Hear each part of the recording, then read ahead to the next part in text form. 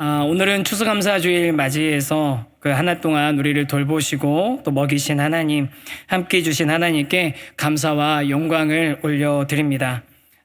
우리 귀한 성도 여러분, 우리 하나님 정말 멋지고 좋으신 분이십니다. 아멘. 이제 한 번 좀 우리 더 크게 한번 하시죠. 우리 하나님 정말로 멋지고 좋으신 분이십니다. 아멘. 맞습니다. 우리 하나님 정말로 멋지고 좋은 분이십니다.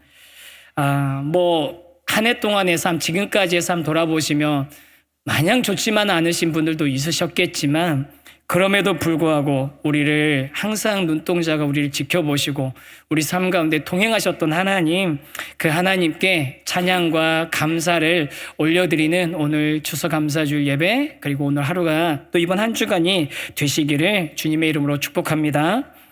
오늘 같이 읽은 이 역대상 16장의 말씀은요, 다윗이 언약궤를 다윗성, 그러니까 예루살렘으로 옮기면서 하나님의 백성들과 함께 불렀던 찬양의 내용, 또 그때의 그 장면을 담은 그 내용이 이 역대상 16장입니다.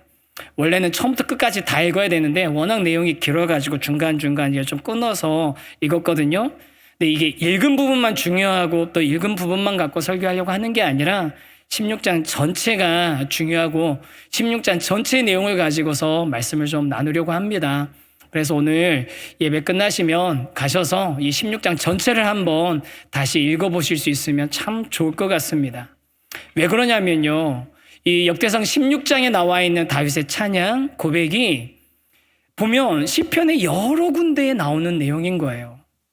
시편 95편에도 나오고 시편 105편에도 나오고 시편 106편에도 이 내용들이 어떤 부분은 아주 똑같이, 어떤 부분 한 토막이 이 다윗의 여러 시편에 이 역대상 16장의 이야기가 담겨 있거든요. 그 얘기 무슨 얘기입니까?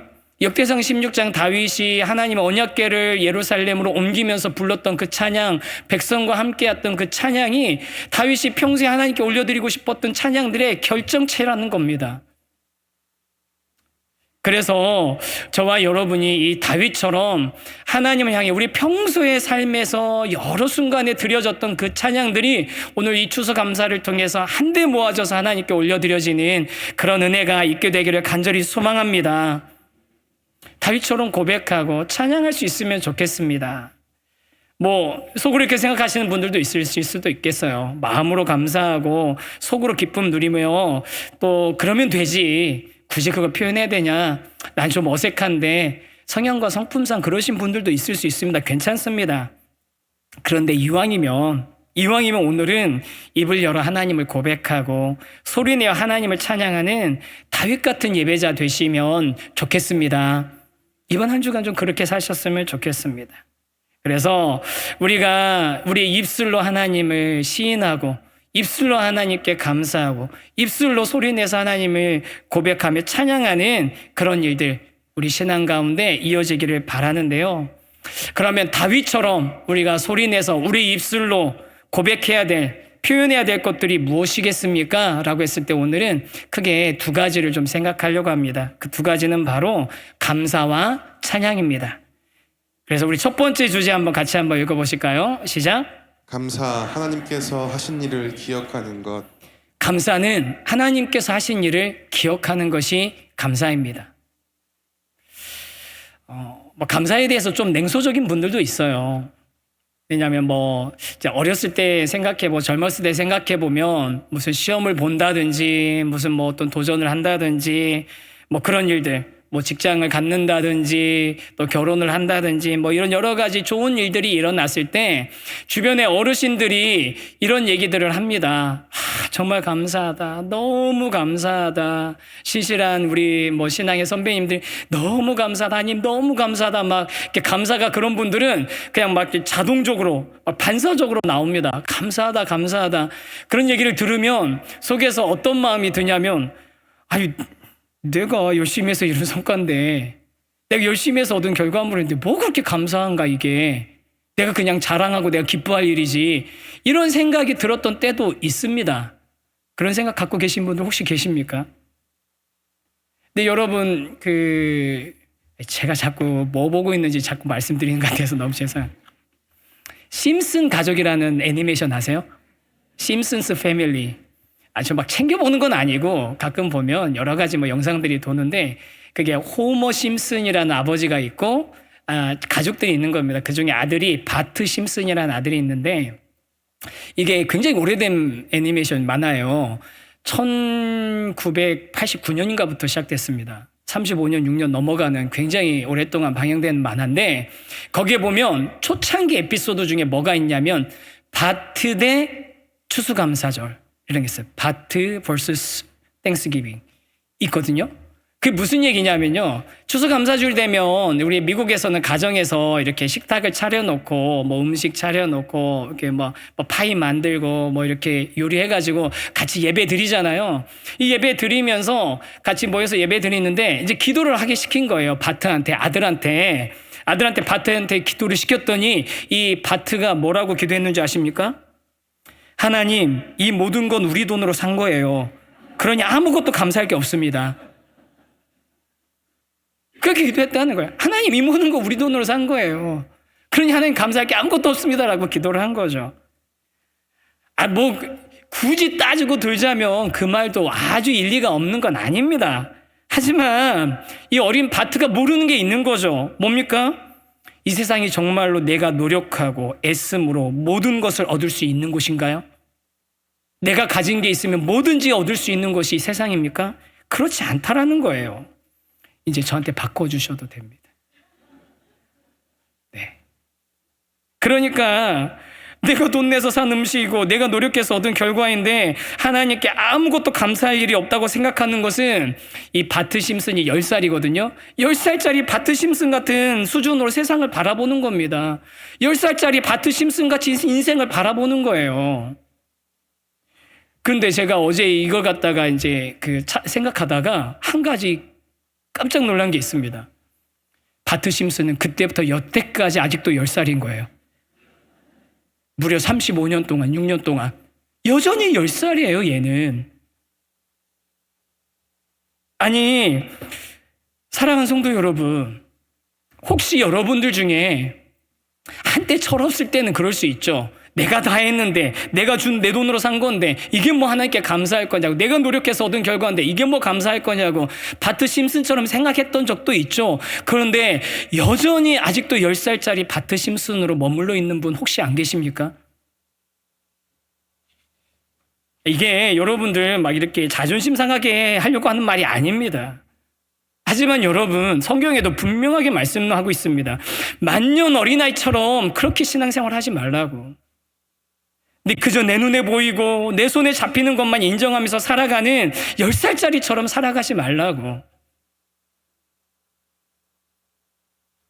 이 자리에 계신 귀한 성도 여러분, 10살짜리 아이처럼 살아가지 말고 하나님 앞에서 장성한 그리스도인으로 살아가시기를 주님의 이름으로 축복합니다. 감사할 수 있다는 게 뭡니까? 그만큼 성숙했다는 것이고 내 삶 가운데 내가 노력한 것 이상의 것들을 하나님이 베풀어 주심을 인정할 수 있는 사람이 할 수 있는 게 감사인 겁니다. 그래서 이제 이번 주일 준비하면서 감사에 대한 여러 가지 책들이나 이런 것들 찾아보는데 일반적으로 그러면 세상 사람들은 감사에 대해서 어떻게 생각하나 그 책들이 여러 가지가 있더라고요. 근데 그 중에서 감사의 재발견이라는 책이 있어서 그 책을 보니까 그 책에 감사의 2가지 요건이 있는데 이건 조금 이따 보여주셔야 돼요. 네, 오늘 저 미디어부에서도 우리 청소년들이 좀 지금 하고 있습니다. 너무 감사합니다. 감사합니다. 네. 이렇게 감사할 수 있는 이유를 주셔서 감사합니다. 거기에 감사의 2가지 요소가 있다라고 정의를 하는데 이 책에 첫 번째로 뭐라고 얘기하냐면 우리에게 유익을 준 좋은 것이 이 세상에 존재한다라는 것을 알 때 감사할 수 있다는 거예요. 이 세상 가운데 우리 가운데 이게 유익을 주는 좋은 것들이 많이 존재한다는 겁니다.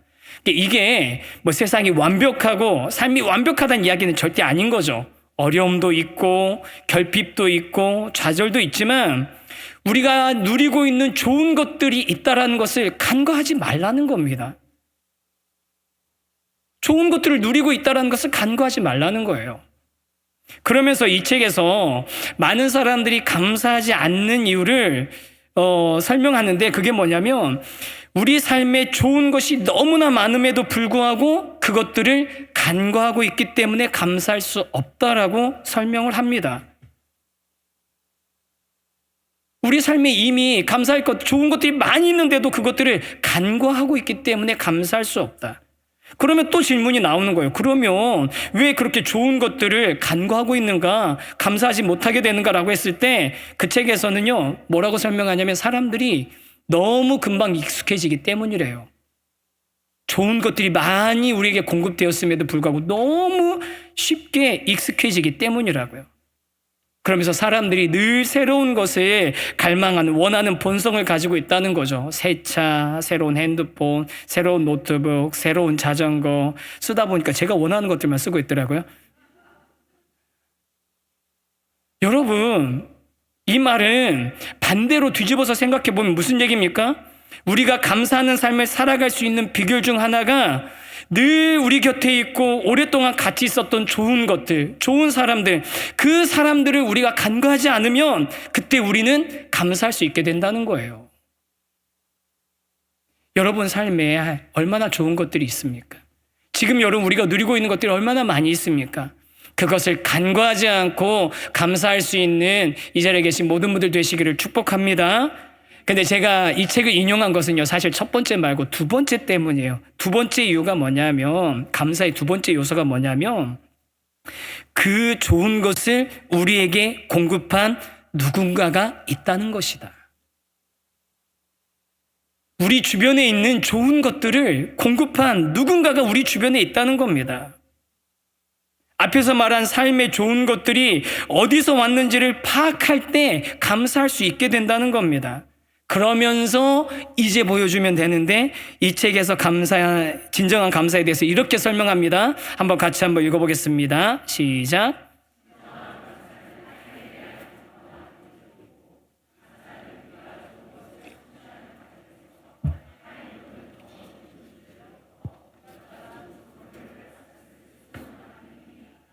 무슨 얘기인지 아시겠죠? 진정한 감사는 타인에 대한 겸허한 의존이고, 감사는 우리가 좋은 것을 성취하는 과정에서 타인 또는 더 높은 존재로부터 온갖 좋은 선물을 받았음을 수긍하는 행위이다. 우리 중 어느 누구도 순도 100%로 완벽하게 자신이 누리는 모든 것이 내 노력의 결과라고 말할 수 있는 사람이 있습니까? 단 한 사람도 없을 겁니다. 이 책의 표현대로 타인 또는 더 높은 존재, 여러분 더 높은 존재가 누굽니까? 아니죠. 더 높은 존재가 아니라 정확하게 말하면 최고로 높은 존재이신 하나님께서 우리에게 좋은 것을 주셨기 때문에 그것을 통해서 감사할 수 있게 된다는 겁니다. 그걸 알 때, 깨달을 때, 인지할 때 우리 하나님, 그런 하나님이신 줄 믿습니다. 성경의 마태복음 7장 11절에 우리 하나님에 대해서 이렇게 설명합니다. 같이 한번 소리내서 읽겠습니다. 시작. 너희가 약한 자라도 좋은 것으로 자식에게 줄 줄 알거든 하물며 하늘에 계신 너희 아버지께서 구하는 자에게 좋은 것으로 주시지 않겠느냐. 할렐루야. 우리 하나님 이런 하나님이십니다. 우리가 구하는 행위나 기도의 열심이 중요한 게 아니라 하나님이 어떤 분이신지 알 때 우리는 하나님께서 주시는 풍성한 삶을 살게 되고 그 하나님께서 응답해 주시는 응답을 받으면서 살아가는 감사할 수 있는 인생이 된다는 거죠.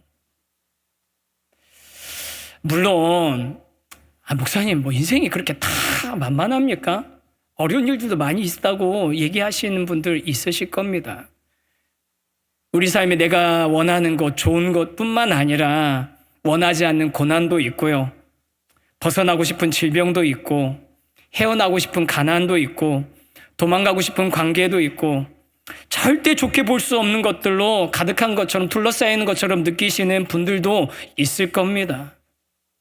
그럼에도 불구하고 우리가 우리 삶을 향하여서 가장 선한 뜻을 가지고 계신, 가장 좋은 것을 주길 원하시는 하나님이 내 삶을 지켜보고 계심을 우리가 인정할 때, 깨달을 때 저와 여러분의 인생이 감사하는 인생이 될 줄 믿습니다. 이번에 감사 챌린지 그 책에 보니까 연미솔 씨라는 분이 이제 그 이야기가 나오더라고요. 그래서 저도 이번에 그 책 보면서 처음 알았어요. 이런 분이 있구나 하면서 처음 알게 됐는데, 그분이 자신이 어렸을 때 가난한 가정에서 살면서 가난한 가정에서 부모님이 이제 사실 때 에피소드 이렇게 적어놓은 게 있더라고요. 가난하니까 어려우니까 형편이 어려우니까 어머님이 젊은 세대에게 집에 가서 일을 봐주셨는데 오늘 전화가 오더라는 거예요. 집에서 귀금속이 없어졌는데 혹시나 하는 마음으로 전화를 한 거죠.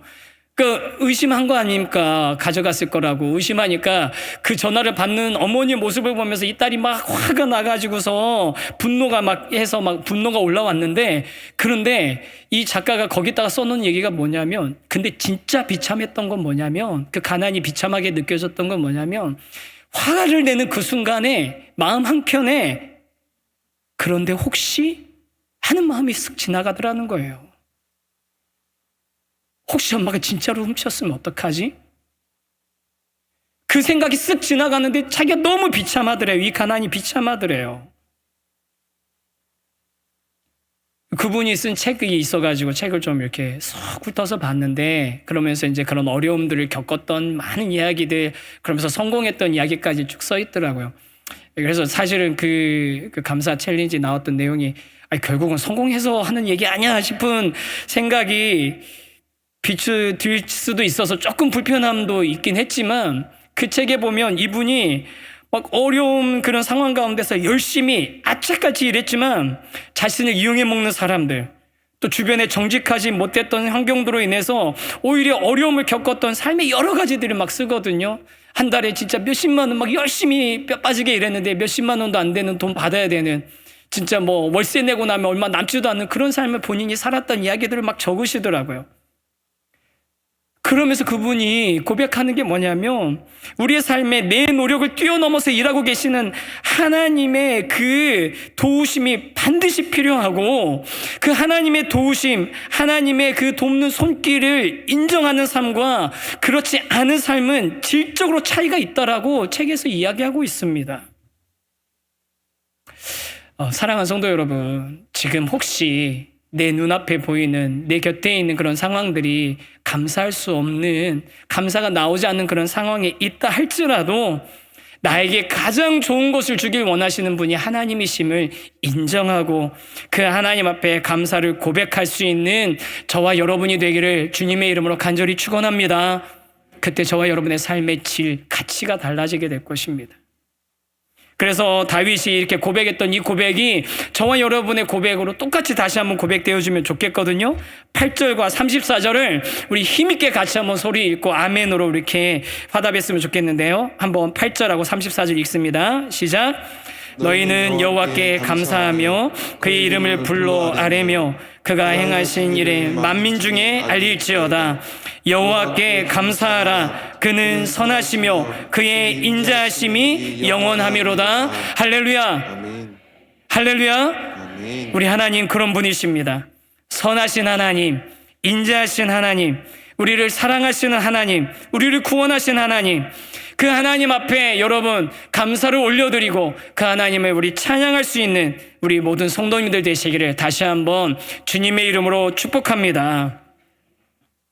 그 하나님께서 우리에게 행하신 일들, 또 그 하나님 어떤 분이신지에 대해서 감사하는 사람들이 자신들의 입으로 표현하는 것이, 그 반응이 뭐냐면 그게 바로 찬양입니다. 그래서 우리 두 번째 주제 같이 한번 읽겠습니다. 시작. 찬양, 하나님께 합당한 영광을 돌리는 것. 찬양은 하나님께 합당한 영광을 돌리는 것입니다. 29절도 아까 읽었지만 한 번만 더 읽겠습니다. 시작. 여호와의 이름에 합당한 영광을 그에게 돌릴지어다. 제물을 들고 그 앞에 들어갈지어다.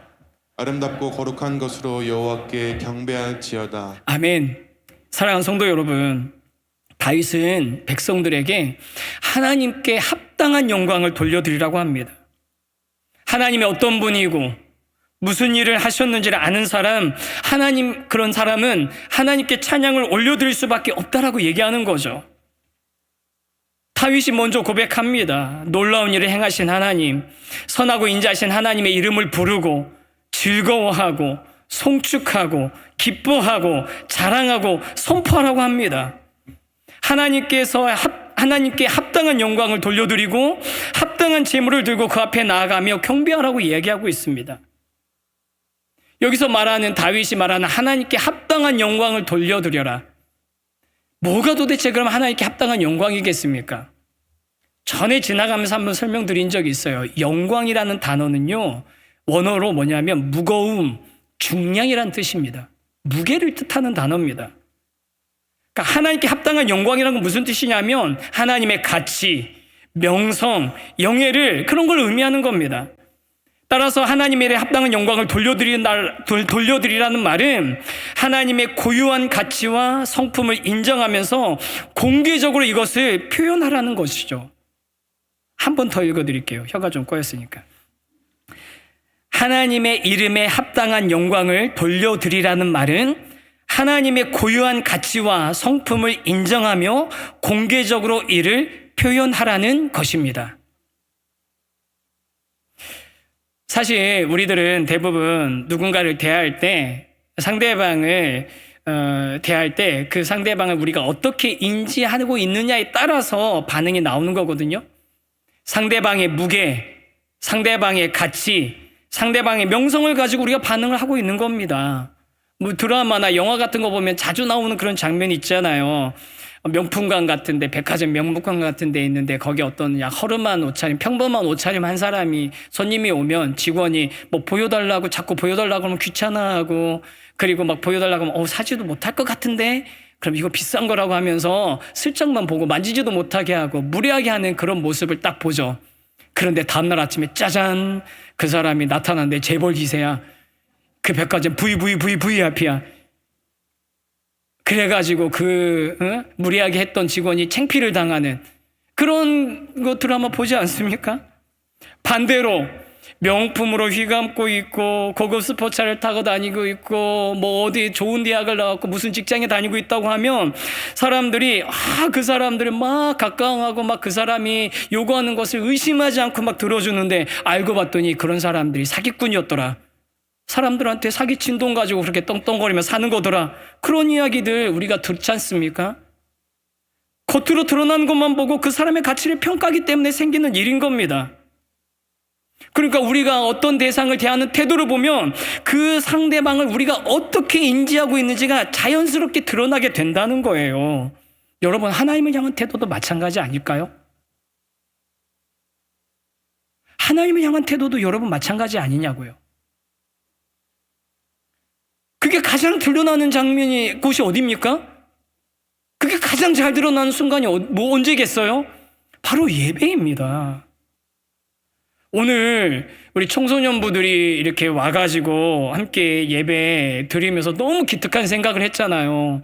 같이 예배 드리는 걸로 끝나지 않고 자기들이 예배를 같이 섬기겠다. 주차팀에 갔더니 주차도 하고 있고 안내도 하고 있고 찬양팀에도 서 있고 선생님하고 학생이 서 있고 저기 미디어 부스에서도 뭐 사진도 찍고 있고 그러니까 너무너무 정말 귀하더라고요. 저는 이 귀한 우리 청소년들이 앞으로 우리 교회 봉사자를 뛰어넘어서 하나님 나라의 봉사자가 되고 하나님 나라를 세워가는 하나님의 사람들이 되기를 축복합니다. 너무 좋으셨죠? 그렇죠? 근데 저는 좋으면서도 반대로 걱정도 됐습니다. 무슨 걱정했는지 아세요? 우리 청소년들이 성도님들이 주차하는 모습 다 보게 될 텐데 우리 아이들이 이 앞에 서서 성도님들이 오시는 시간 다 알게 될 텐데 앞에 찬양하는 데 서가지고 성도님들 언제 와서 앉아 계시는지 찬양할 때 어떻게 하시는지 다 보게 될 텐데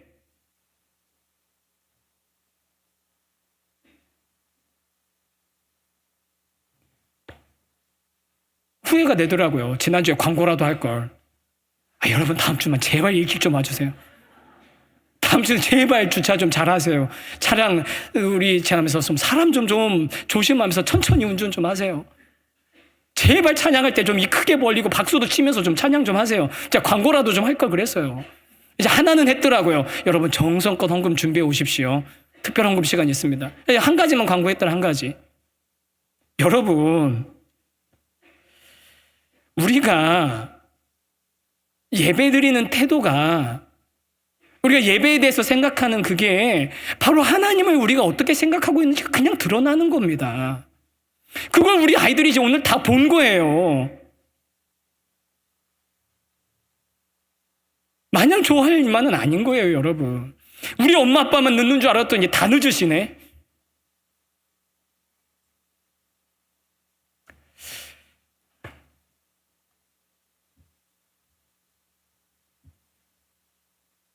정말로 하나님께 어떠한 태도를 가지고 있는지 점검하시기를 주님의 이름으로 간절하게 당부드립니다. 여러분, 이 얘기를 제가 만약에 여러분 지난주에 그렇게 광고할 걸 했던 것처럼 여러분 예배 늦지 마세요. 여러분 앞에서부터 앉으세요. 여러분 주차할 때 잘 맞추시고 뭐 이런 거 하세요라고 막 제가 다 얘기했다고 해보세요. 여러분 그게 광고죠. 아니 잔소리죠. 잔소리. 근데 잔소리로 여러분 우리가 바뀝니까? 10살짜리 바트 심슨이 잔소리로 바뀌냐고요. 여러분 우리가 바뀌는 건 우리가 정말로 하나님이 어떤 분이신지 알 때 바뀌는 거라고요.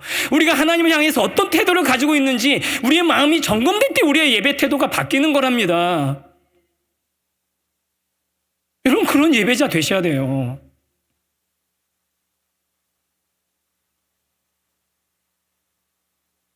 지금 우리의 예배가 하나님의 영광의 무게에 합당한 예배를 드리고 있는 거 맞습니까? 그렇게 하나님의 합당한 영광을 올려드리는 그런 진실한 예배자 되기를 주님의 이름으로 간절히 소망합니다. 오늘 이 예배에 대해서 준비하면서 신대원 다닐 때부터 모아서 봤던 A.W. 토저 목사님의 책들이 몇 권이 눈에 들어오더라고요. 그분 목사님이 쓰신 책 중에 예배에 관한 책들이 여러 권이 있습니다. 예배인가 쇼인가, 이것이 예배다, 하나님이 원하시는 예배자, 그런 책들이 있거든요. 근데 그 책들에서 한결같이 공통적으로 말하는 주제가 있습니다. 그 얘기는 무엇이냐면요, 하나님을 아는 만큼 하나님을 예배할 수 있다는 거예요.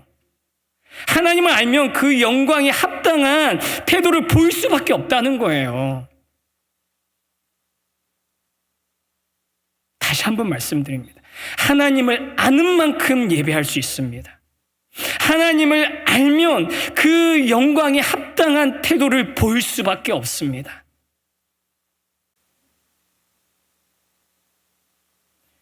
A.W. 토저 목사님의 책에서 인용한 것만 제가 마지막으로 설명드리고 말씀 마치려고 하는데, 하나님이 원하시는 예배자라는 책에서 이 목사님이 두 가지를 설명합니다. 하나님이 가장 원하시지 않는 것과 하나님이 가장 원하시는 것을 설명하는데, 하나씩 한번 읽어보겠습니다. 첫째만 먼저 한번 읽겠습니다. 시작. 하나님께서 가장 원하시지 않는 것은 바로 편협하고 세속적인 그리스도인들이 그분에 대해 자랑하는 것이다. 여러분, 하나님이 원하시지 않는 예배는요, 하나님을 알지도 못하면서 하는 예배인 거예요. 하나님의 영광의 무게를, 하나님의 은혜의 무게를 알지도 못하면서 그냥 예배하는 거 원하시지 않는다는 겁니다. 그러면 여러분 어떻게 하겠습니까? 난 그거 모르니까 예배하지 말아야지, 그 얘기하는 게 아니지 않습니까? 두 번째죠. 우리의 예배가 어때야 되겠습니까? 우리 두 번째 한번 같이 읽겠습니다. 시작. 하나님의 가장 크신 소원은 그분을 믿는 모든 자녀들이 그분 앞에서 신령과 진정을 다해 그분을 예배할 만큼 하나님을 사랑하고 존중하는 것이다. 할렐루야. 여러분, 신령과 진정을 다해 그분을 예배할 만큼 하나님을 사랑하고 하나님을 존중하는 예배자가 되기를 원합니다. 이건 아멘 다 하셔야 될 것 같아요. 다시 한 번만. 신령과 진정을 다해 그분을 예배할 만큼 하나님을 사랑하고 존중하는 예배자 되시기를 원합니다. 여러분, 여러분이 그런 예배자가 되셔야 돼요. 특히 부모님들. 아이들이 그런 예배자가 되기를 바라기 전에 저와 여러분이 먼저 그런 예배자가 되어야 됩니다. 아이들이 10살짜리 바트 심슨처럼 굴어도 저와 여러분은 이제 그 하나님의 은혜를 아는 사람답게, 신령과 진정으로 하나님의 그 사랑을 아는 사람답게 그렇게 하나님 그 영광의 무게를 깨닫고 진중한 태도로 하나님 앞에 예배하는 그런 예배자가 될 때, 지금 이 자리에 있는 우리 청소년들, 우리 자녀들도 그런 예배자로 점점 자리 잡아가게 될 줄 믿습니다. 여러분, 어떤 교회, 어떤 예배를 꿈꾸시면서 이 자리에 계십니까? 그냥 목사가 시동 걸면 기계적으로 돌아가는 그런 교회 원하셔서 이곳에 오신 것 아니잖아요. 하나님을 정말 사랑하고 정말 하나님을 진정으로 예배하는 예배자 되기 위해서 모인 거 아닙니까? 저도 똑같습니다. 저도 여러분과 함께 그렇게 하나님 정말 사랑하고 하나님 정말로 진심으로 예배하는 예배자 되길 원해서 이 자리에 있는 겁니다. 저와 여러분이 하나님의 그 영광을 알고 하나님께 합당한 영광을 예배를 올려드리는, 찬양을 올려드리는 참 예배자로 서게 되기를 간절히 주님의 이름으로 축원합니다.